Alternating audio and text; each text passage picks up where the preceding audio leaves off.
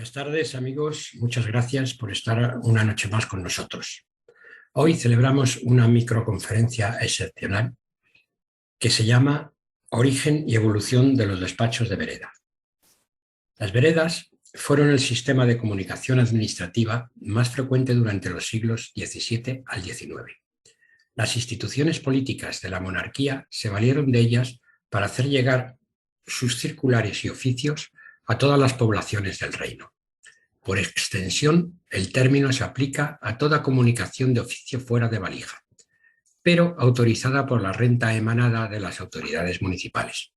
En esta conferencia conoceremos el funcionamiento de este método, así como el significado de anotaciones manuscritas visibles en las cubiertas de los sobrescritos, como las alusivas al Real Servicio y Servicio Nacional, aquellas que denotan urgencia como luego, luego, las que nos indican la forma de conducción, de justicia en justicia, y los propios sellos administrativos de cuño, que, contra lo comúnmente creído, nunca actuaron como franquicias.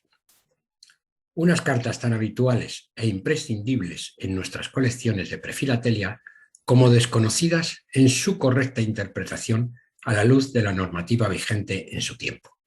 Según el Diccionario de Autoridades de 1739, vereda significa la senda o camino angosto, distinto y separado del real. Díjose de la vía recta, por ser comúnmente camino más derecho, orden o aviso que se despacha para hacer saber alguna cosa a un número determinado de lugares que están en un mismo camino o a poca distancia. En definitiva, el documento que se conduce acaba recibiendo el nombre de la vía por la que transita. David González Corchado es académico de la Real Academia Hispánica de Filatelia e Historia Postal, vicepresidente de la Comisión de Historia Postal de FESOFI, director de la revista Norma Filatélica y miembro de la Asociación Filatélica Cacereña desde hace más de 30 años, siendo actualmente su vicepresidente. Investigador interesado en el periodo prefilatélico, especialmente de los siglos anteriores al XVIII, ha publicado numerosos artículos relacionados con esta temática en revistas especializadas españolas, Academus, El Eco Filatélico, Revista de Filatelia. También ha dictado gran cantidad de conferencias, algunas de las cuales han sido, como ejemplo, las cartas del último templario, la organización postal de la Inquisición española, los inicios del correo en España como servicio público y universal, el origen de los primeros porteos en las cubiertas de las cartas, etc. Es para nosotros esta noche un privilegio tenerte con nosotros, David. Empieza cuando quieras. Muchas gracias. Buenas noches y muchas gracias. Quiero agradecer en primer lugar a Sofima que me haya permitido participar una vez más en este ciclo de conferencias que vienen desarrollando primero de manera presencial durante muchos años y últimamente de manera virtual. Es un placer siempre estar con todos vosotros. A muchos os he conocido personalmente en la última esfilna y ha sido muy grato pues, compartir con vosotros conocimientos y gustos por la filatelia.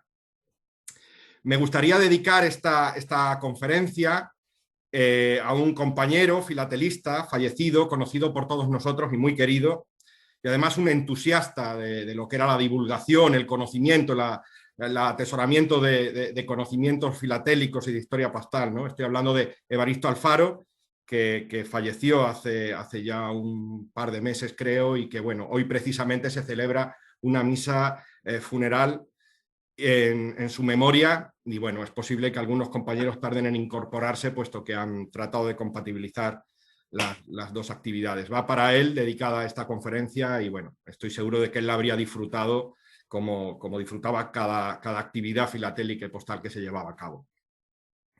Bueno, el objeto de esta conferencia es hablar de algo que no es nuevo, no es una cosa que sea novedosa, pero sí es una cosa que se ha tenido muy descuidada, ignorada desde el plano postal. Me atrevería incluso a decir de la historiografía en general, ¿no? Es las comunicaciones administrativas, fundamentalmente. Hoy no voy a hablar de cosas extrañas como el correo certificado en el siglo XVI, tampoco de los Signum Mercatoris, ni de las cartas de los templarios o de la Inquisición. Hoy vamos a hablar, hablando en plata, de lo que solemos llamar en nuestro argot las cartas perreras. Esas cartas que aparentemente no presentan marcas postales de cuño, y que, bueno, nunca hemos sabido interpretar debidamente y que, bueno, sobre las que giran gran cantidad de tópicos. Es lo que digo, la llamada correspondencia administrativa, conocida más técnicamente como podrían ser las veredas, en un sentido amplio, ¿no? Es sobre lo que vamos a dedicar esta pequeña conferencia. En primer lugar, creo que hay que empezar desmontando tópicos. Es curioso ver en los catálogos de subastas, ver incluso en exposiciones y en diversas publicaciones las interpretaciones que generalmente los coleccionistas solemos hacer de cartas de este estilo. Decir que esta correspondencia administrativa, estas veredas, no son de ninguna manera cartas circuladas por el servicio de correos oficial, con lo cual no pueden obedecer jamás a denominaciones del tipo de cartas circuladas con franquicia. Es decir, estas marcas administrativas que vemos aquí no son marcas de franquicia. En todo caso, como veremos más adelante, son marcas de oficio que tienen una función totalmente distinta a la que se entiende de una marca de franquicia, en tanto en cuanto la franquicia pues es concedida fundamentalmente por la propia administración de correos, se estampa directamente en la estafeta. Tampoco es una modalidad de correo urgente, y esto puede ser un poco chocante cuando vemos a lo mejor en la propia cubierta una anotación que diga Servicio Nacional Urgentísimo. Sí, nos seguimos moviendo, como digo, en el concepto de correspondencia fuera de valija, con lo cual lo que entendemos por correspondencia urgente dentro del servicio postal no entraría dentro. Bueno, sí, pero esto denota una emergencia en el envío, ¿o no? Lo veremos también con algún ejemplo que creo que os parecerá muy curioso.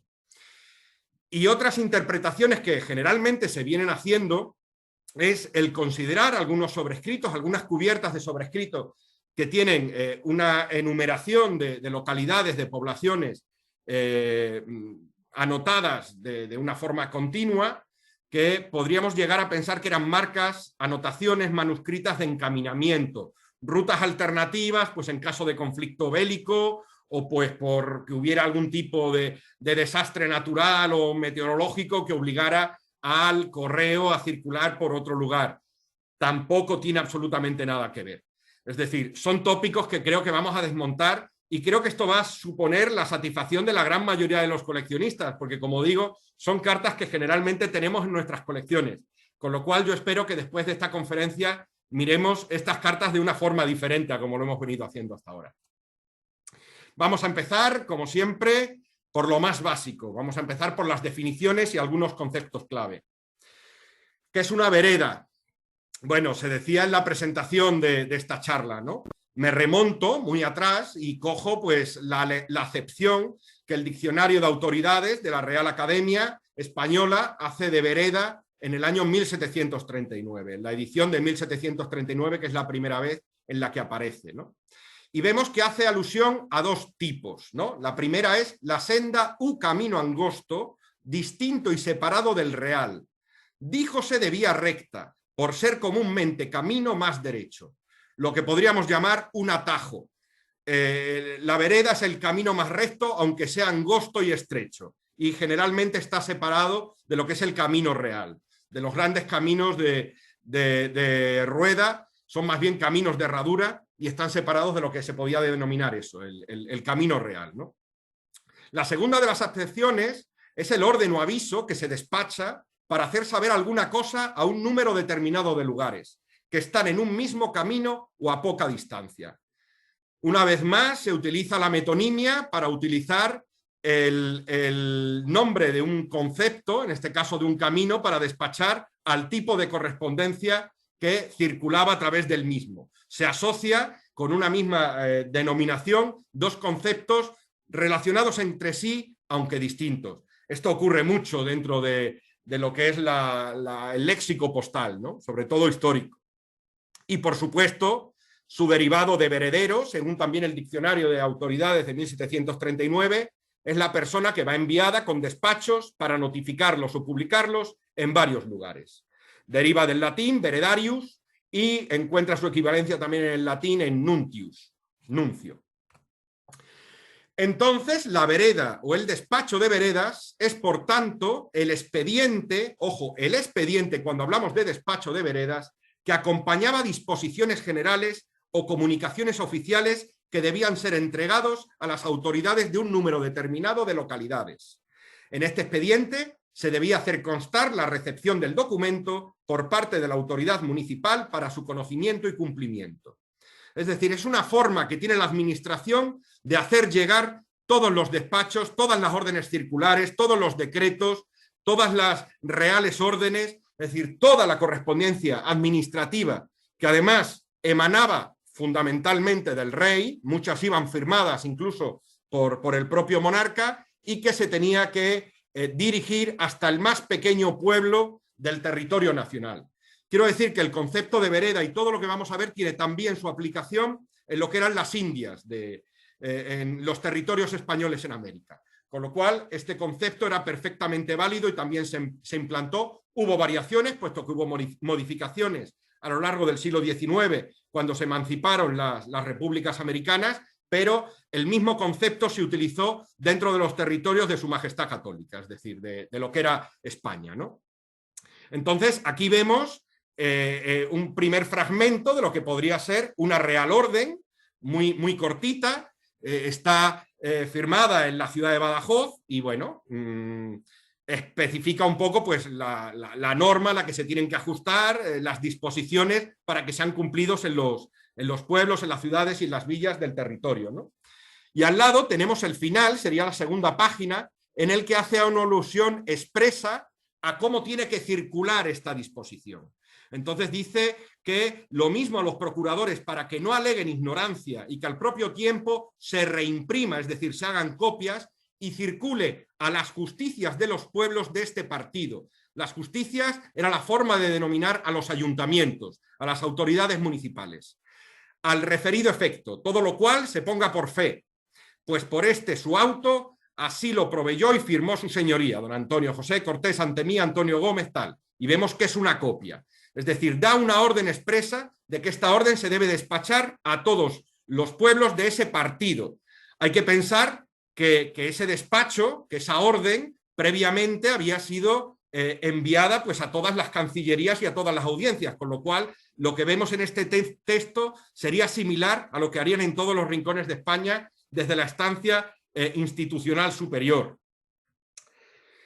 Bien, ahora volveremos sobre eso, pero sí que quiero hacer un hincapié en un concepto, y es que las veredas y la correspondencia administrativa es un tipo de comunicación administrativa que siempre va a encontrarse al margen del servicio del correo oficial. Es decir, hablamos de correspondencia generalmente conocida como fuera de valija. Aunque, a diferencia de la mayor parte de la correspondencia fuera de valija, esta sí estuvo autorizada por la Renta de Correos. Y aquí podemos ver en la Ordenanza General de Correos, Postas y Caminos del año 1794, como en su título 20, cuando habla de la conducción de cartas fuera de valija y el resguardo de estas, su capítulo primero dice: ninguna persona particular de cualquier calidad o condición que sea, sin excepción alguna, podrá conducir carta ni pliego fuera de valija. Se hace un pequeño paréntesis porque alude después a algunas excepciones y después dice: a menos que lo haga de mandato de justicia, es decir, por orden de autoridad municipal. Y después dice, en el capítulo 13, dice: se exceptúa de esta regla las personas que con el nombre de verederos se despachan por los corregidores y justicias con providencias y órdenes circulares, autos y procesos que se remiten a asesoría. Es decir, es una correspondencia fuera de valija, pero autorizada por la Renta. ¿Cómo identificamos la correspondencia oficial? Pues es evidente que resulta toda aquella que tiene que ver con cuestiones de la administración, o bien de municipios, o bien de entes supramunicipales, ¿no? Dentro encontramos los que son los despachos, los que son los oficios y los que son las circulares. No voy a detenerme demasiado en ello porque, bueno, todo lo que tiene un tufillo ha emanado de la administración, evidentemente, es correspondencia administrativa. Y aquella que figura cerrada en forma de sobrescrito es fácilmente identificable porque suelen estar encabezados en el lado central de la parte superior de la cubierta del sobrescrito con unas siglas que denotan pues, que emanan de una autoridad. Durante el siglo XVII veremos que utilizan la fórmula es del servicio de Su Majestad. en el siglo XVIII ya se populariza la forma del Real Servicio. Y a partir del siglo XIX, con las revoluciones liberales, la Constitución de Cádiz de 1812, ya hablamos de servicio nacional. Es muy curioso observar cómo evoluciona y es realmente de dónde emanaba la soberanía, de dónde emanaba la autoridad. En los tiempos del absolutismo, del antiguo régimen, va a hacer siempre una alusión al rey, al monarca, de la que emanan todas las órdenes de carácter jurídico, de carácter civil, de carácter económico. Sin embargo, una vez que en los periodos estos convulsos del siglo XIX, donde se instaura el liberalismo con la Constitución de Cádiz, pues nos vamos a encontrar la utilización de servicio nacional, ¿no? Así que vemos que durante el periodo del siglo XVIII hasta 1812, Real Servicio, durante el sexenio absolutista entre el 14 y el 20 también nos vamos a encontrar el Real Servicio, y después la famosa década ominiosa con la restauración absolutista entre 1823 y 35 también. En cambio, Servicio Nacional va a ser entre el 12 y el 13, entre el 20 y el 23 y ya a partir de 1836. Este dato es muy útil porque a veces tenemos solamente una cubierta sin fecha y sin marca, con lo cual a la hora de datarlo, pues a lo mejor pues por la propia anotación superior del sobrescrito podemos ubicar más o menos el periodo en el que fue escrito, ¿no? Con lo cual se convierte en una herramienta muy útil. Aquí vemos algunos ejemplos y variantes. No solamente existía el Real Servicio o el Servicio Nacional, sino que existían variantes. Son minoritarias, pero aquí tenemos una especie de híbrido. Si vemos la fecha, que es 1812, lo podemos entender. Real Servicio Nacional. Parece que quiere contentar a los unos y a los otros, ¿no? La correspondencia de oficio, como vemos en el ángulo superior derecho, Servicio Militar Nacional o Servicio Nacional Militar o Real Servicio Militar, Servicio Nacional Eclesiástico, dado que en aquella época todos los autos, todos los oficios despachados por parroquias y por los obispados también tenían la misma consideración, o Servicio Nacional de Justicia, como podemos ver en el sobrescrito de abajo. Son todas variantes que incluso pueden multiplicarse si en vez de SN le ponemos el RS, ¿no? que también se utilizaba así. Y pasamos al origen y evolución histórica y organización de las veredas. Bien, las primeras nociones, las primeras informaciones que tenemos de algo parecido a los despachos de vereda y a los verederos es en una real cédula de 1644, que después se repite en el año 1647 y que tiene que ver con la recaudación de rentas reales, esos impuestos que recaudaban los municipios y que después tenían que pasarle al monarca. Entonces despachaban a unas personas que no tenían el nombre de verederos, sino ejecutores, ¿no? Que eran los que iban por los pueblos recaudando y haciendo saber con edictos y con bandos cuándo tenían que abonarse. Tenemos aquí el ejemplo de una carta que perfectamente podía haber circulado pues, a través de ejecutores, en la que se especifica es del servicio de su majestad, y bueno, está entre Trujillo y Robledillo. Es un pequeño municipio, Robledillo, ni siquiera tenía la consideración de villa, era una aldea, un lugar, con lo cual no llegaba allí la administración postal y probablemente fue despachado pues, con un ejecutor a la hora de cobrar algún tipo de impuesto, ¿no? Es por lo que nos guiamos. Se sigue utilizando el término de ejecutores a principios del siglo XVIII y digamos que el salto cualitativo y cuando cambian fundamentalmente de nombre va a ser en el año 1761, porque en el año 1761 va a tener una importancia capital para las administraciones locales. ¿Por qué? Porque se van a crear las juntas de propios y arbitrios. Y esto significa que cada ayuntamiento iba a tener unos fondos específicos cuyos origen venían en los propios, que eran las rentas de los inmuebles que tenían los municipios, de lo que rentaban, el producto, los alquileres de estos inmuebles, fundamentalmente rústicos, y los arbitrios, que eran pequeños impuestos y tasas que también cobraban y se beneficiaban los ayuntamientos. A partir de ahí se van a crear unos decretos que regulen cómo se tiene que hacer y, por supuesto, los ayuntamientos van a tener que rendir cuentas a las instancias superiores. Entonces, cuando esto se crea,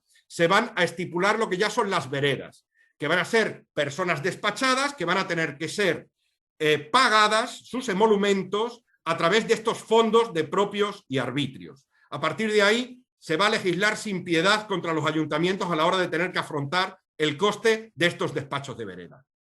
Hemos encontrado una real orden del 25 de mayo de 1773, que ya dan por sentado el establecimiento del sistema de veredas o los modos de vereda, como se llamaban, y que dan diferentes consejos, recomendaciones y advertencias, ¿no? Una de ellos va dirigido a los corregidores. Los corregidores, digamos que son como los representantes de un partido judicial, no son solamente los responsables de un municipio, que serían los regidores, sino los corregidores tienen a su cargo varios municipios.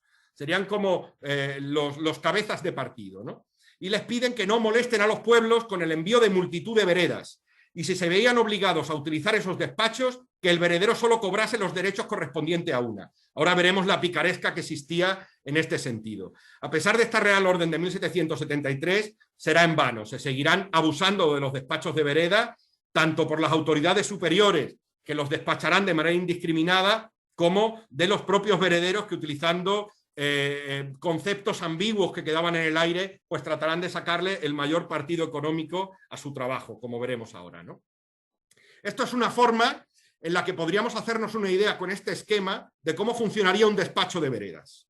Un despacho de veredas existen vamos, yo creo que no vamos a encontrar dos diferentes, ¿no? Pero generalmente podemos decidir desde la instancia superior, es decir, el monarca, en este caso hemos puesto Carlos IV, y una orden, un decreto, una Real Orden emitida desde el Consejo Real. ¿Qué se hacía con esta Real Orden del Consejo Real?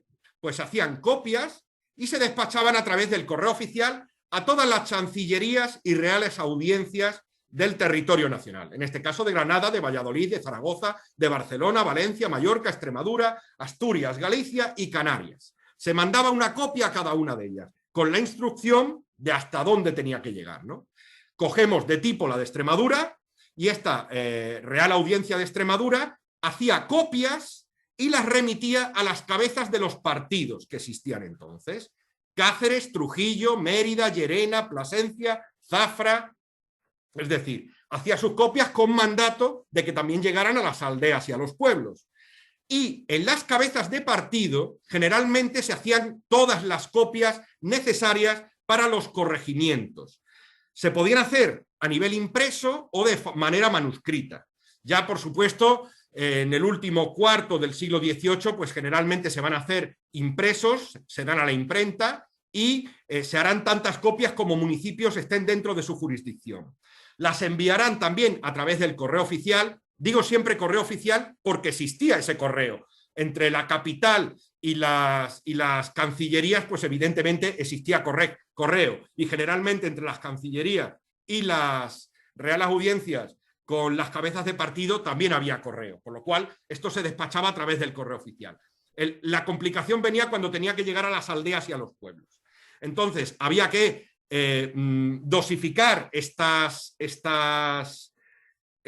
despachos dados a las imprentas y con multitud de copias, se repartían y se mandaban a los corregimientos, que eran pequeños municipios, pero que tenían una jurisdicción sobre un número de pueblos. En este caso tenemos el corregimiento de Coria y el corregimiento de Galisteo, que depende del partido de Plasencia. Despachaban a un correo oficial o una vereda que partía directamente, en este caso de Plasencia, y les daban la ruta que tenían que seguir para la entrega de la vereda. La vereda sería, por tanto, la Real Orden, el despacho, la orden circular, y el despacho de veredas sería el expediente que acompañaba a la vereda. Ahora veremos el ejemplo y empezaremos a ver la luz. Bueno, aquí vemos cómo los pueblos dependientes del corregimiento de Galisteo y de Coria, el orden en el que se iban dando, la ruta que seguían, y después el último de estos pueblos debía mandar el despacho de veredas a través de un mensajero propio, es decir, de un mensajero privado, pues tenía que volver a despacharlo con destino a la cabeza de partido, en este caso a Plasencia. Aquí vemos un ejemplo de un despacho de veredas. El despacho de veredas, vemos, está fechado el 22 de septiembre de 1783, lo firma el corregidor interino y el subdelegado de rentas de la ciudad de Plasencia, y dentro de ese despacho, de manera manuscrita, se inserta el mandato del rey, que en este caso pide que se haga un registro en todo el reino de todos los caballos padre, así es como se llamaba a los sementales, aportándose 2 veces al año, en los meses de septiembre y febrero, información al respecto por parte de todas las poblaciones. Es decir, cada 6 meses el rey, es decir, en la capital, tenían un registro de todos los caballos sementales que existían en el reino. Es decir, de una forma muy actualizada. Hemos visto que cada 6 meses se tenía que hacer. Como digo, se inserta el mandato del rey dentro de este documento y se despacha. Vemos que está escrito en un papel de oficio del sello cuarto y a partir de ahí configura el despacho de veredas y vemos que en la segunda página especifica el mandato de hacerlo saber a todas las justicias de los pueblos que abajo se expresan, por quienes se satisfarán al conductor por razón de su trabajo. En los de Galisteo, se entiende el corregimiento de Galisteo, 1 real 22 maravedís y en los de Coria 2 reales 10 maravedís, cada uno con más 28 maravedís en todos por derecho de firmas, oficio, correo y papel. Aquí vemos lo que tenía que pagar cada pueblo, si eran del partido de Coria o de Galisteo, por el despacho de esta vereda, por recibir esta información, que además, como hemos visto, se tenía que hacer 2 veces al año. Y en la parte inferior vemos la relación de los pueblos por las que se tenía que hacer circular la vereda. Aquí vemos que empieza en Galisteo, se detiene en Coria, que estará por aquí, y empiezan ya Guijo de Coria, Calzadilla, Perales, es decir, unos pertenecen a un partido judicial y otros pertenecen a otro. Esta es la ruta que tendría el despacho de veredas, ¿de acuerdo? Salen de Plasencia a través de, probablemente sea un mensajero propio, que lo deja uno en Galisteo y el otro lo deja en Coria. En rojo viene marcado, ¿no? Deposita aquí las diferentes copias de la orden que hemos visto. Y a partir de aquí, en Galisteo, pues pagan al veredero, le pagan lo que hemos dicho, 1 real 22 maravedís, lo entrega en Aldehuela, allí firman como que han recibido, hacen la toma de razón del decreto, se quedan con una copia, el veredero pasa a Carcaboso, pasa a Valdeobispo, Montehermoso, Aceituna, Guijo, Morcillo, Olguera y termina en Río Lobos. Y el alcalde de Río Lobos, las justicias de Río Lobos, deben despachar un propio a Plasencia con el despacho de veredas firmado por todos. Ahora veremos el ejemplo completo. Lo mismo sucede en Coria, ¿de acuerdo? Le van abonando al veredero en función de que va entregando el despacho en cada localidad. Repito, el despacho es el expediente que acompaña la carta cuya copia se quedarían en cada uno de los ayuntamientos. Y aquí vemos las tomas de razón. Son la página 3ª y 4ª de este despacho de veredas. Lo hemos visto entero. La primera página, la segunda en la que especifica el nombre de los pueblos que tienen que seguir la ruta y lo que se tiene que pagar al veredero. Y aquí vemos las tomas de razón de cada una de ellas. En todos se pone la fecha en la que llegó y se hace saber que se tuvo constancia de la llegada de este documento y lo firma el alcalde, en ausencia del alcalde o si éste no sabe escribir, el escribano, y si no se encuentra ninguno de los dos en el municipio, pues se le pide pues algún paisano del pueblo, alguien que sepa de letras y que pueda firmar. Y vemos Aceituna, Aldehuela, Guijo de Galisteo, Carcaboso, Pozuelo, Valdeobispo, Montehermoso, Morcillo, van pasando por cada uno de ellos, con lo cual se puede reconstruir fácilmente la ruta. Y claro, se está pidiendo a los pueblos que den una información, y es cuántos caballos padre cuentan en su población, con lo cual vendría un segundo aspecto y sería la respuesta de los pueblos, en este caso a Plasencia, a la cabeza de partido, informando negativa o positivamente de si tienen sementales en su municipio, ¿no? Y aquí vemos cómo el secretario o el escribano del ayuntamiento pues emite un testimonio, se llama testimonio, haciendo saber pues que en este caso, en el caso de Galisteo, pues no existe ningún caballo semental. Es muy importante el considerar que el despacho de veredas va a recorrer todos los pueblos, pero después cada pueblo tiene que buscarse la vida a la hora de hacer llegar la respuesta a Plasencia. Es decir, la noticia ha llegado, se paga el veredero, pero ahora hay que pagar o bien al propio, o bien haciéndolo saber por correo, o bien a través de una persona que vaya de paso, tiene que hacer llegar esa respuesta directamente a Plasencia. quienes los archivarán todas las respuestas y todos los expedientes de vereda. Estoy seguro de que a la mayoría de vosotros no se os han pasado desapercibidas estas marcas que encontremos, que evidentemente son marcas postales, y también veíamos en el anterior documento una que ponía Extremadura Baja, que era de Plasencia. Esta es una marca Extremadura de Galisteo, y bueno, dirían, bueno, es evidente que esto fue despachado a través del correo. Bueno, a través del correo, ¿cómo? Es decir, esto es una carta abierta, no es una carta cerrada. ¿Dónde pone el destinatario? Una carta que se manda por correo se echa al buzón y directamente la llevan a su destinatario. Aquí estamos hablando de un servicio personalizado. A esto le daremos respuesta. Aquí vemos otro ejemplo de otro testimonio, respuesta a otro despacho de veredas. En este caso es muy curioso, está circulado entre Valdeúncar y Plasencia. Vemos que también tiene una marca postal de origen y está fechado el 15 de septiembre de 1819.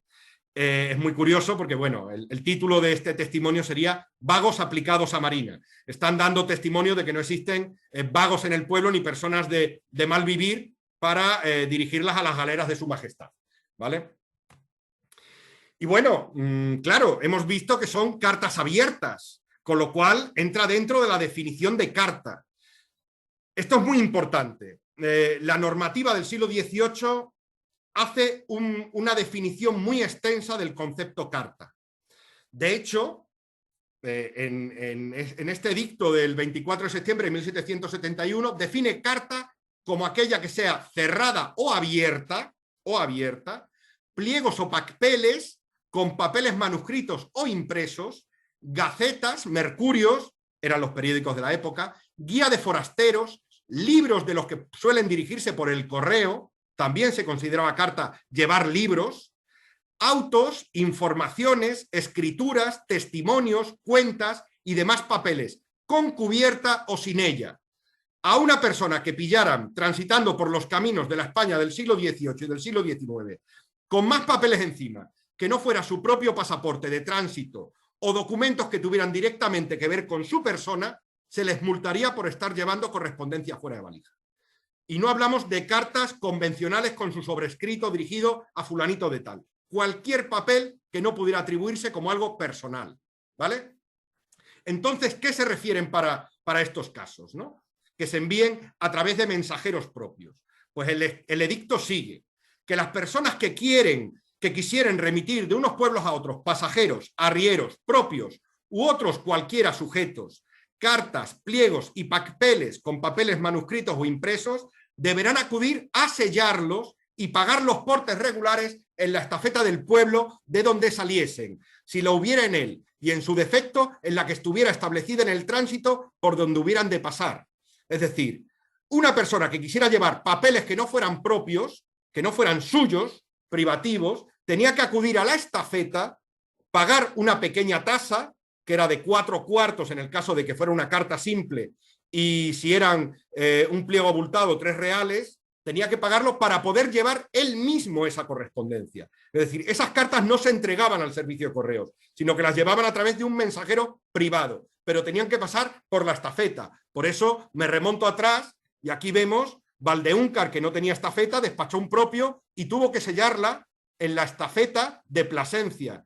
En este caso, Galisteo sí tenía su propia estafeta, pero no se despachó a través de la estafeta, se despachó a través de un propio. ¿Por qué? Porque corría prisa, corría urgencia. Y el correo de Galisteo, pues a lo mejor tenía una periodicidad quincenal. Con lo cual, se despachó este propio, se abonaron los derechos, la tasa, y pudo circular con la marca Extremadura, la marca postal. Con lo cual, si algún inspector de la renta los detenía por el camino, tendría que dejarles pasar, puesto que tenían autorización expresa de la renta para circular con correspondencia fuera de valija. Aquí vemos más ejemplos de cartas fuera de valija. Esto creo que nos va a hacer mirar y nos va a hacer repasar a todos nosotros nuestras colecciones. Aquí vemos cartas que aparentemente son cartas que circularon a través del correo, sin embargo siempre vemos una anotación manuscrita en la que especifique que no fue a través del correo. Aquí vemos una que va dirigida de Villagonzalo a Cáceres, dice, con propio de la justicia de Villagonzalo, y la firma del Justicia probablemente. Una que es una muestra elocuente de lo que estoy diciendo, dice directamente fuera de valija, sin embargo vemos que tiene una marca postal. Aquí vemos una que dice con propio, y un fechador Baeza de Barcarrota en el año 1851. Y en la anterior vemos CP, que yo también interpreto como compropio, y que fue despachado entre Montánchez y Valencia de Alcántara. Obsérvese que esta última carta fue despachada en el periodo de la Guerra de la Independencia, con lo cual el correo carecía de la infraestructura necesaria para dar una respuesta adecuada y es muy posible que se vieran obligados a despachar cartas compropios. Son cartas circuladas fuera de valija con sello. No todas las que tienen anotaciones, bueno, sí, todas las que tienen anotaciones fuera de valija y marca postal de origen, evidentemente, circularon por esa vía, pero no era preceptivo poner esta anotación. Es decir, podemos encontrarnos cartas que no tengan ningún porteo y que tengan marca postal de origen que circularon a través de un propio, pero simplemente no vieron la necesidad de poner esa anotación, no era preceptivo. O podemos incluso encontrarnos portes que no encajen en tarifas y que se le diera a ese propio, a ese pasajero, para recibir una pequeña gratificación por entregar la carta, y circuló fuera de valija, aunque tenga marca postal. Lo digo para que estemos atentos, y a veces es muy importante, bueno, a veces no, siempre es muy importante leer el interior de los sobrescritos, donde nos van a desvelar mucha información que consideramos vital, ¿no? Entonces ya tenemos los tres conceptos sobre la mesa. Tenemos el despacho de vereda, que es el expediente que acompaña a la vereda, que en este caso es la Real Orden para la prisión de los gitanos. En este caso, esta Real Orden se hicieron varias copias, iban acompañadas con el despacho de vereda, donde firmaban los justicias de los pueblos, y después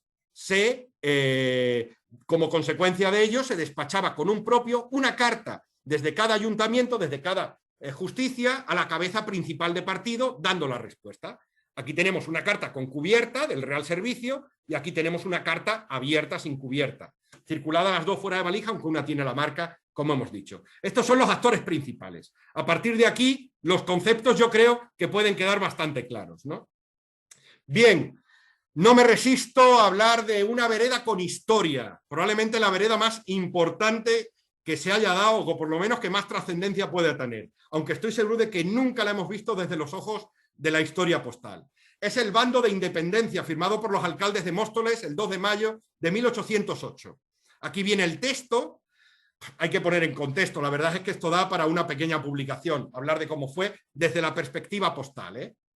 Estamos hablando de que unas personas importantes, Juan Pérez Villamil, que era administrador de la Real Hacienda, parece ser, contra la leyenda rosa que existe, hablando de los alcaldes de Móstoles, que a través de persuasiones y de cierto engaño y de cierta obligación, olvidó a los alcaldes de Móstoles a firmar este manifiesto que redactó él mismo, con intención de levantar, de enardecer a todo el pueblo español contra la invasión francesa.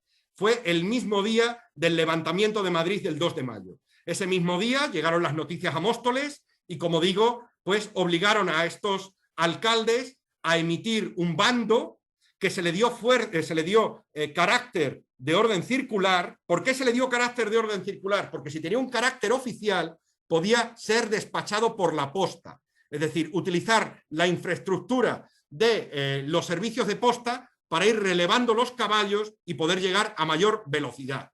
Este bando se llevó a cabo en forma, como digo, de orden circular, de despacho de veredas también, y se le encomendó a Pedro Serrano, quien lo circuló por la carrera de Extremadura, sería la actual A5, hasta Andalucía, llegando hasta Badajoz, que está a 368 kilómetros en menos de 48 horas. 368 kilómetros en menos de 48 horas. ¿Cómo se pudo hacer esto? Cambiando de caballo cada 15 o 20 kilómetros, que es el tiempo que tarda el animal en mantener una velocidad constante. A partir de estos kilómetros, al galope empieza a acusar un cansancio, va más lento. Por lo tanto, las postas se ponían a eso, a 15-20 kilómetros para poder cambiar de caballo.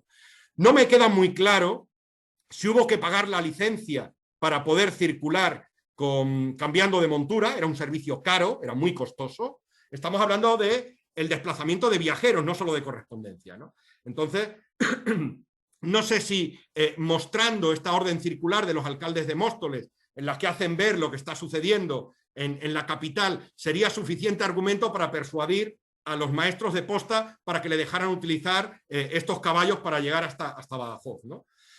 El caso es que llegó en menos de 48 horas y evidentemente fue deteniéndose por el camino para que se fueran haciendo copias de este bando y se fueran entregando y distribuyendo por los pueblos, fundamentalmente de Extremadura y de Andalucía, que fue donde fue conducida esta vereda, ¿no?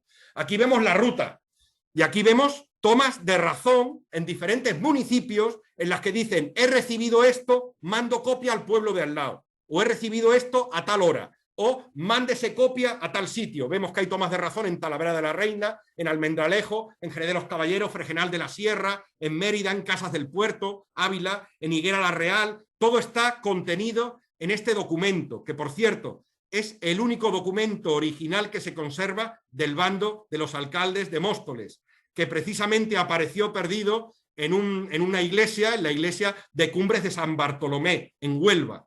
O sea, esa vereda se despachó a aproximadamente a unos 150 municipios, según mis cálculos, a unos 150 municipios, de los cuales unos 60 dependían del corregimiento de Trujillo. El resto se fueron haciendo copias y se fueron despachando. Y al lado de ese bando aparecen todos estos aditamentos, ¿no? En las que de otra mano diferente, manuscrito, especifican que toman razón de que se entregó en el sitio y se despacha al otro. Fue una vereda muy precipitada, pero que bueno, tuvo su efectividad, ¿no? Levantó sobre todo la movilización en Extremadura de un ejército. Después no hubo necesidad porque quedó pacificado Madrid, pero sí que tuvo unas consecuencias que todos conocemos y que todos celebramos, ¿no? Y el bando contrario, los franceses, los ejércitos franceses de ocupación también despacharon sus veredas. Contra lo que podemos pensar, esto no son cubiertas de sobrescritos, son pequeños boletines, son libranzas en lo que está especificado. Y aquí tengo al compañero Herraiz, que espero que no me tenga que corregir, que del francés vendría a decir libranza para pagar a los correos, vista en los despachos de la plaza el 21 de agosto de 1811, y lo firma el comandante de la plaza, Euler, y la rúbrica del comandante. Estamos hablando de Trujillo, de un Trujillo ocupado por las tropas francesas, que en este caso despachan veredas desde Plasencia a todos los pueblos colindantes, en los cuales conmina, bajo amenazas, por supuesto, a que estos pueblos hagan entrega de víveres necesarios para el mantenimiento de las tropas acantonadas en la ciudad. Vemos que aquí hay 5, existe un sexto, que lo muestro aquí abierto. Vemos la relación de los pueblos.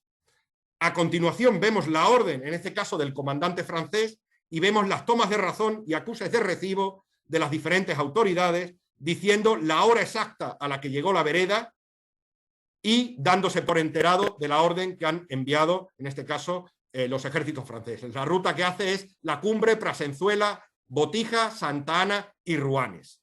Vemos que aquí tiene el sello, concretamente, pues de la comandancia de la plaza de Trujillo, ¿no? Y esta es una forma visual de ver esa vereda despachada desde el Ayuntamiento de Trujillo por las autoridades francesas, los 6 despachos de vereda, cómo se hicieron llegar. Vemos cada ruta de un color diferente y ahí especifican los pueblos a los que alcanzaron, desde la primera a la 6ª vereda. Estimo que existirían más veredas que no han llegado hasta nosotros, fundamentalmente las que estarían en la zona noroeste de Trujillo, ¿no? Pero vemos que tiene en este caso una estructura totalmente radial. Desde ahí fueron despachados 6 verederos que tuvieron que ser pagados, en la forma que hemos dicho, por las justicias de cada uno de los pueblos. Ya hemos mencionado en varias ocasiones las dietas. Las dietas eran muy altas, las que se les pagaban a los verederos. Las tenía que pagar cada justicia de cada pueblo, y se calcularon en un principio a razón de un real por legua caminada. Las leguas en aquella época equivalían a unos 5,5 kilómetros, ¿de acuerdo? En la circular del 25 de mayo de 1773 se quita esta estipulación y se decide que el precio a pagarle a los verederos sea establecido por las juntas las juntas municipales con el visto bueno de la autoridad superior, ¿no? De los contadores de propios. Es decir, de quienes fiscalizaban las haciendas municipales. Entonces vemos aquí 2 ejemplos, ¿no? Vemos en este caso una vereda impresa, también en tiempo de la Guerra de la Independencia, en el que dice: costo de la impresión de cada ejemplar, 12 maravedís. Idem del porte del correo hasta la cabeza de partido, 4 maravedís. Esto había que añadírselo al coste por legua, ¿no? Y aquí vemos una en la que claramente dicen que se pagarán 3 reales de vellón por cada una de las leguas que hubiere del pueblo a el pueblo donde transitare de los propios y rentas de esa villa por su trabajo, y otros 3 de la propia moneda que toca a cada uno de ellos por la impresión, autorización y papel de esta carta orden, dándoles el recibo a el veredero y sin detenerlo con ningún motivo. Es decir, una tarifa plana con los costes objetivos de lo que era la impresión, el derecho del sello y el correo hasta la cabeza de partido, que entendemos que llevaría un volumen importante de estas cartas impresas, se le cargaban a las arcas municipales. En 1820 nos encontramos un cambio muy importante. Aparece publicado en la Gaceta de Madrid, las quejas sobre los despachos de vereda eran continuas y esto hace que en la exposición de motivos de esta circular del Ministerio de Hacienda del 18 de febrero de 1820, el rey nuestro señor, Fernando VII, ha oído con sumo disgusto las exposiciones de muchos pueblos que se quejan de las extorsiones y desembolsos que sufren por el crecido número de veredas, despachos y apremios que se les dirigen. Claro, es que la autoridad superior podía despachar las veredas que les diera la gana, como no las pagaban ellos, las podían pagar. A veces incluso se amontonaban varias veredas, las llevaba el mismo veredero y el veredero cobraba su dieta por cada una de ellas de manera independiente, ¿no? En el punto 2 dice: en lugar de los despachos de vereda con que ahora se dirigen, se remitirán con una carta orden del intendente o subdelegado encargando a las justicias el cumplimiento y haciéndoles las prevenciones que convengan, y la de que anoten al pie de ella la diligencia del recibo y la hora en que llega y sale del pueblo la vereda, la hora a la que llega, la hora a la que sale, para que se vea si hay morosidad en la circulación y se castigue a la justicia que la cause. No están hablando de velocidad, están hablando de detención de esa vereda en cada municipio. Y la tercera, que esto es muy curioso: luego que el corregidor alcalde mayor o juez ordinario de la cabeza de partido reciba la expresada carta orden con los ejemplares de las que se hayan de circular, se quedará con los de su pueblo, pondrá a continuación de aquella el recibo y con un vecino de él, del pueblo, dirigirá todos los demás al inmediato, para que, de justicia en justicia, circule a todos los pueblos del partido por el orden más rápido. De justicia en justicia significa que sería una especie de trayecto hecho con relevos. Ya no será un único veredero el que lleve cada carta a cada municipio cobrando de sus rentas el equivalente a la distancia recorrida, sino que será un vecino del pueblo el que tenga el mandato de llevarlo al inmediatamente a continuación, entregárselo al justicia, quien mandará a otro vecino del pueblo hasta el siguiente.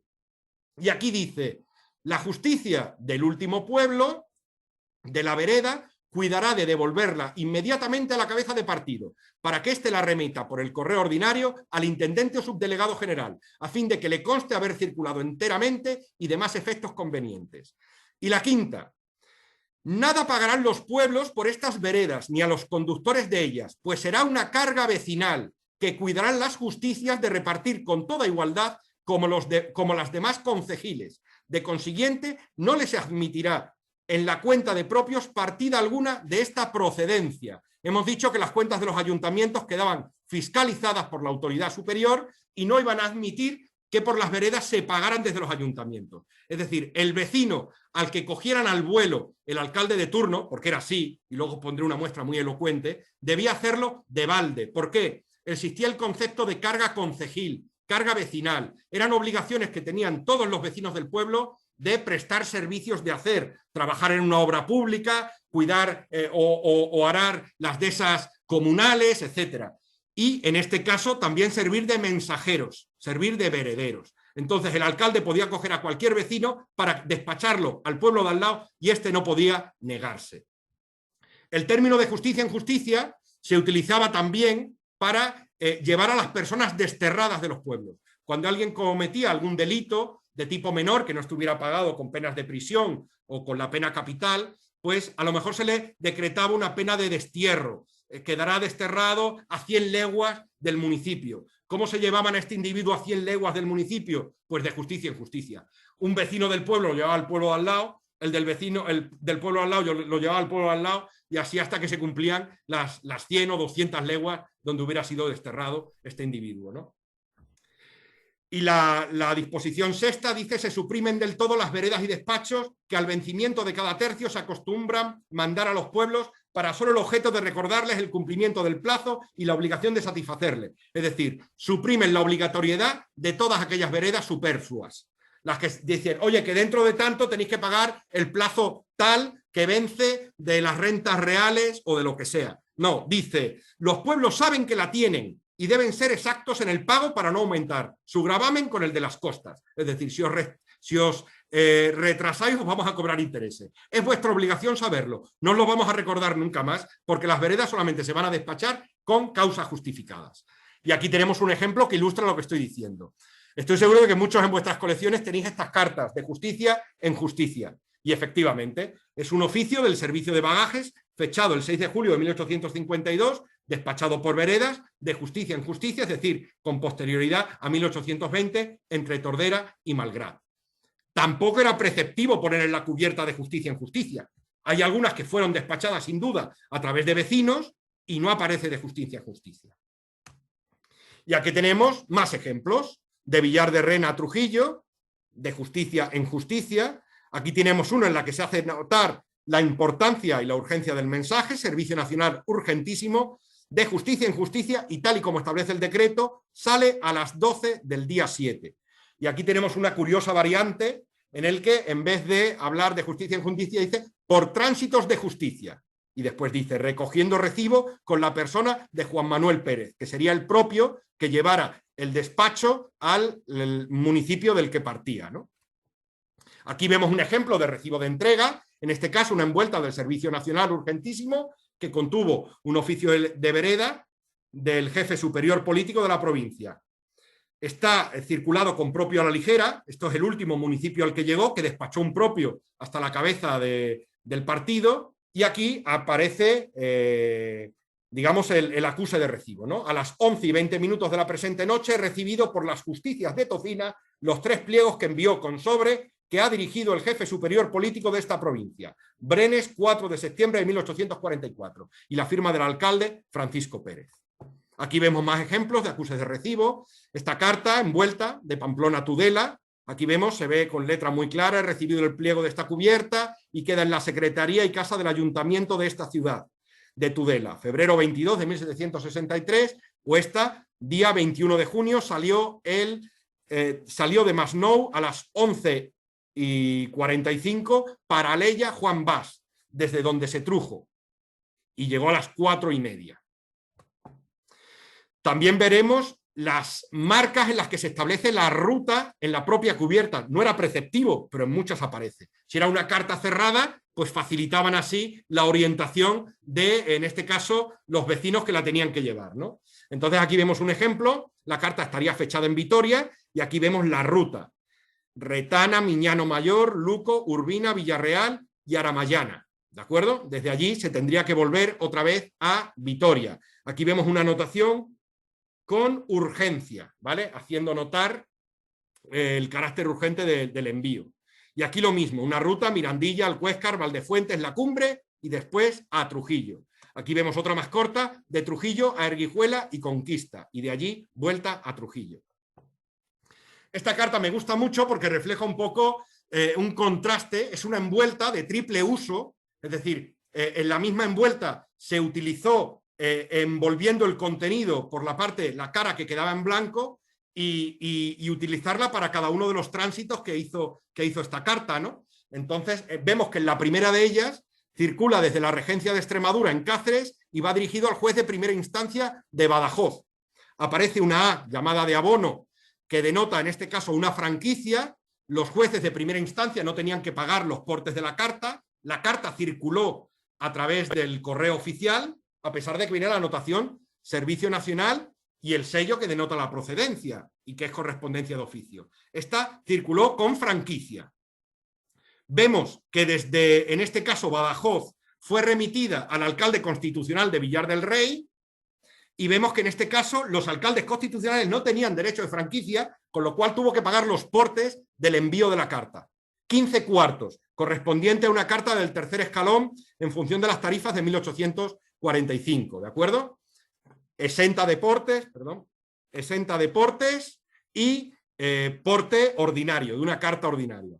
Y el alcalde de Villar del Rey la tuvo que despachar a través de veredas, de justicia en justicia, como podemos ver. Esta es fantástica la cantidad de anotaciones que tiene, por diferentes pueblos. Sería un edicto que tendrían que hacer conocer a los diferentes pueblos que se relacionan en la ruta, en este caso la Roca de la Sierra, la Nava, Esparragalejo y después de llegada a Mérida, ¿no? Salida desde Villar del Rey. Entonces vemos las anotaciones, Servicio Nacional Urgentísimo, bueno, lo vamos a ver mejor aquí. Aparece la denotación de urgencia, Servicio Nacional Urgentísimo, el destinatario, al señor alcalde constitucional de la ciudad de Mérida, el remitente del alcalde constitucional de Villar del Rey, la indicación de la fórmula en la que se tenía que llevar esta vereda, de justicia en justicia por la ruta del reverso. Aquí se especifica la ruta, Roca, La Nava, Esparragalejo y el final en Mérida. Y después las tomas de razón. Primera toma de razón sale a las 10 de la mañana de hoy, 15 de julio de 1848. Segunda toma de razón en La Nava, recibido y sale a las 4:05 de la tarde, La Nava, 15 de julio, tal. Y la tercera toma de razón, recibido en la Roca de la Sierra. Aquí vemos la representación gráfica de esta carta. Repito, es una única carta, pero se le dio un triple uso, plegándola por el lado que no estaba escrito para poner así la anotación con las señas del remitente, ¿no? Vemos que sale desde Cáceres, llega hasta Badajoz por el correo oficial, exenta del pago de portes. El compañero Juan Manuel Cerrato me diría, no es exactamente franquicia porque la de abonos que fueron anotadas. Bueno, estoy hablando un poco precipitadamente, pues para que todos entendamos. No tuvo que pagar los portes porque estaba exento del pago de los portes el juez de primera instancia, ¿no? Desde Badajoz se manda también por correo oficial hasta Villar del Rey y a partir de aquí se establecen las veredas. Primera vereda, segunda vereda, tercera y cuarta vereda. En algunas de ellas es fantástico porque podemos calcular perfectamente los kilómetros. 14 kilómetros con 4 la primera de ellas, salió a las 10, llegó a las 12:26, es decir, tardó 2 horas 26 minutos en hacer 14 kilómetros y medio. Fue tranquilo, no fue corriendo. Una persona puede caminar unos 6 kilómetros a la hora, con lo cual 14 kilómetros es ir a un paso normal, a un tránsito de paseo. Probablemente estoy seguro de que no fue en ninguna montura. Aquí vemos que son unos 3 kilómetros más y sin embargo tardan 3 horas 24 minutos, es decir, salió a las 12:36 y llega a las 16 horas. Seguramente paró debajo de una encina a tomarse un bocadillo, seguramente, es decir, el concepto de servicio urgentísimo no es que la persona despachada fuera a gran velocidad, que también podría ir. Estoy seguro que el que llevó el bando de los alcaldes de Móstoles fue a gran velocidad y todos los verederos que se despacharon lo hicieron. Pero en este caso lo que quieren decir con urgentísimo es que no pueden demorarse, que no pueden esperar a que se envíe por correo. Es algo que se tiene que mandar de hoy para mañana, no que se tenga que hacer a gran velocidad. Y lo que tratan de evitar poniendo las horas de llegada y las horas de partida es que se vea que no existe demora en el pueblo. Aquí vemos que llega a las 16 horas y sale a las 16:05. Es decir, en ese intervalo el alcalde cogió al primer vecino que salía de su casa y le dijo, tú tienes que llevar esto a la Nava de Santiago. Es decir, no recurrió a un servicio profesional ni a una persona que estuviera acostumbrada a eso. En 5 minutos salió la carta. Es decir, lo cogieron al vuelo, ¿no? Vemos que en 1829 se sigue mejorando el servicio. ¿Y cómo se mejora? Pues empiezan a sacar veredas con cierta periodicidad. Aquellas cuestiones que no revisten una urgencia especial, que pueden esperar, pues se emiten órdenes circulares. Entonces, aquí vemos cómo sacan veredas con carácter mensual en el año 1829. En este caso tenemos una vereda civil y una vereda de la policía, en el que vienen todas las disposiciones que hay que tener en cuenta. Es decir, están metiendo varias disposiciones dentro de un mismo documento y es el que están despachando. Todo era por lo que estamos hablando. El desorden y los perjuicios que había de despachar infinidad de veredas, que aquí las vemos en la circular de 1773 que se repite en la de 1820 y que fue uno de los problemas constantes de este sistema imperfecto de correspondencia administrativa. Entonces, vemos que aquí cada uno de estos números son disposiciones como si se trataran de mensajes independientes. Es decir, los aunan en un mismo documento y lo despachan así por veredas. Y aquí llegamos al ocaso del sistema de veredas. ¿Qué sustituyó al sistema de veredas? Lo sustituyeron los boletines oficiales de las provincias. Hemos visto en la diapositiva anterior que ya existieron unos años antes algunos experimentos utilizando pequeñas circulares con varias veredas unidas con carácter mensual. Aquí se le dio un carácter oficial.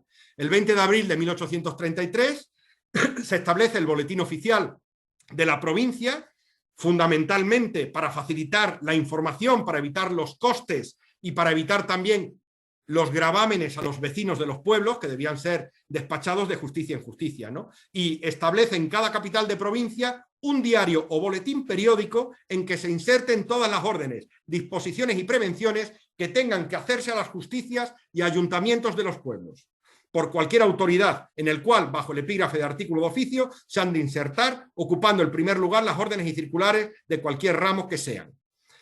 A los pueblos se les va a obligar a realizar una suscripción al boletín oficial de la provincia y se despacharán a través de los correos ordinarios cuando toquen. ¿Desaparecen las veredas? No, no desaparecen del todo. Digamos que desaparecen las veredas ordinarias, las que tendrían mensajes más generales y que no requerían de una urgencia específica, ¿no? Pero el resto se establecerán excepciones. Dice, se prevendrá por cada uno de los ministerios a las direcciones generales y demás autoridades de sus respectivos ramos, cesen en la expedición de veredas e impresión de circulares desde que se haya organizada la empresa del diario, del boletín oficial de la provincia, en las respectivas capitales, como no sea en algún caso de extraordinaria urgencia. Entonces, siempre que haya que despachar una vereda, pues tendremos que demostrar que se hace con extraordinaria urgencia. Por lo tanto, se incluirá servicio nacional urgentísimo, luego, esto significa rápido, el concepto de luego en el siglo XVIII, XIX y en los siglos pasados era muy diferente el de ahora. Ahora cuando se dice luego es algo que se deja para más tarde, para más adelante. Sin embargo, en aquella época, luego significaba rapidez, urgencia, ¿no? Y aquí vemos otra que también dice luego. Son despachos circulados con muchísima urgencia para justificar su tránsito a través del servicio de justicia en justicia. Aquí vemos también otras alusiones de urgencia, Servicio Nacional Urgente, sale el 13 de junio por la mañana, aquí también Servicio Nacional Urgente, y aquí vemos uno que curiosamente va dirigido al redactor del boletín oficial ya de la provincia de Álava, ¿no? En el que también del Real Servicio Urgente, en función de la época en la que nos estemos moviendo. Los propios seguirán también siendo un recurso, es decir, estas reales órdenes no excluían al correo, ni excluían otros medios. Decían realmente, este último decreto estableciendo el boletín oficial de la provincia, decía que en el caso de que haya que despachar un propio por parte de la autoridad superior, que utilicen eso, un servicio remunerado de la autoridad superior. A los ayuntamientos se les seguía concediendo la licencia de poder despacharlos de justicia en justicia. Pero las intendencias, los gobiernos civiles, etcétera, se pedía que o bien se hiciera por el correo oficial o bien se hiciera a través de propios, ¿no? Aquí vemos algunos ejemplos con propio, con propio, por propio, que hará constar su entrega pronto. Son todas la misma correspondencia administrativa. Pudo haberse despachado perfectamente a través de justicias o por correo, pero decidieron en ese momento hacerlo a través de un propio.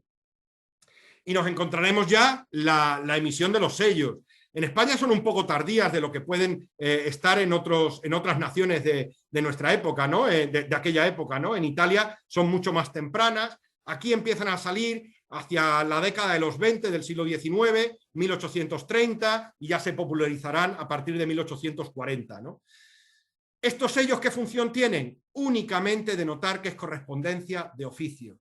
Igual que veíamos en las anteriores de la justicia de portaje, pues aquí veremos Alcaldía Constitucional de Ruanes. Portaje no tenía sello y se ve obligado a hacerlo de manera manuscrita, aquí ya se fabrican su sello de cuño y así es como harán constar la correspondencia. No significa franquicia, significa que es correspondencia de oficio.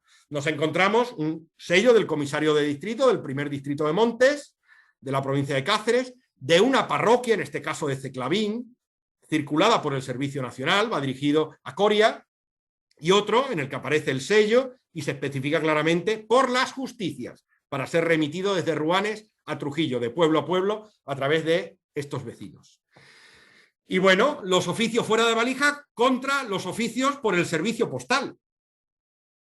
Estos servicios que estamos viendo y que evidentemente circularon por la estafeta y que tienen sus marcas de porteo y sus marcas de origen de cuño, en este caso fechadores Baeza, fechadores tipo 1, fechadores tipo 2, pudieron haber circulado perfectamente por propio o a través de las justicias, perfectamente. Simplemente resultaba más económico el correo, salía el correo, en este caso desde Cáceres a Casas de Don Antonio, y lo aprovecharon. No existía una regulación, existía una, digamos, una prevalencia del correo postal por encima de todo. El correo fuera de valija tendría siempre una función subsidiaria para cuando por razones de urgencia o por dificultad en la comunicación entre municipios tuviera que despacharse a través de métodos privados.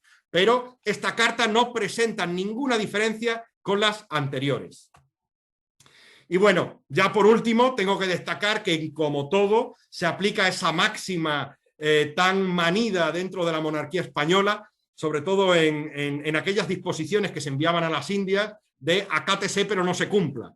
Es decir, nos encontramos que a pesar de que ya hemos pasado el año 1833 en el que se establecen los boletines oficiales, siguen todavía despachando veredas que ya habían quedado proscritas desde el año 1820. En este caso, desde el jefe político de Huelva al alcalde de Gibraleón, donde dice que conduce el veredero José Conde, el cual, según la misma orden de dicho superior jefe, abonará 2 reales por legua de ida y vuelta. Es decir, están hablando de la legislación que se venía utilizando en el siglo XVIII y que pretendía haber abolido la orden circular de 1820. Y nos lo encontramos que, bueno, este me parece fantástico, en una revista, era una revista para el funcionamiento de los ayuntamientos, se llamaba El Consultor de los Ayuntamientos, del año ya tan tardío como 1861, en el que hace esta reivindicación de un contenido social tan importante, ¿no? Dice, es muy doloroso que se siga mirando en muchos pueblos con la fría indiferencia lo penoso que es al vecindario la prestación personal para la conducción de pliegos que se remiten de unos alcaldes a otros o a los gobiernos de provincia de justicia en justicia, cuyo servicio oneroso gravita generalmente sobre la clase jornalera de una manera injustificable, siendo así que nadie debiera estar exento. No debió existir un momento más desde que en los presupuestos municipales se hizo obligatoria la partida destinada a retribuir este servicio y, por lo tanto, ni es legal ni tolerable el que se mande por un alcalde a cualquier vecino que salga de casa para ejecutarlo gratuitamente y contra su voluntad. Es decir, lo que yo decía al principio de que muy probablemente habían cogido al vuelo al primer vecino que pasaba por allí para que remitiera el pliego al pueblo de al lado, se tomaba de manera literal. Ese es el concepto de justicia en justicia, de esas cargas vecinales que ya en 1861 escandalizaban a muchos y que se seguían ejecutando. Y nada, hasta aquí pues esta pequeña breve exposición de lo que es la correspondencia administrativa y concretamente a través de los despachos de vereda y otro tipo de correspondencia por propio, por justicia, etcétera, que creo que bueno, va a dar luz a esas partes más oscuras de nuestra historia postal, puesto que no tienen cabida dentro del correo oficial, pero que sí que podemos decir que fue una realidad tangible, palpable, y que, bueno, muchas de nuestras cartas, como digo, en nuestras colecciones, pues responden precisamente a esta morfología y, por lo tanto, ya conocemos la historia de todas ellas. Muchas gracias y nada, eso es todo.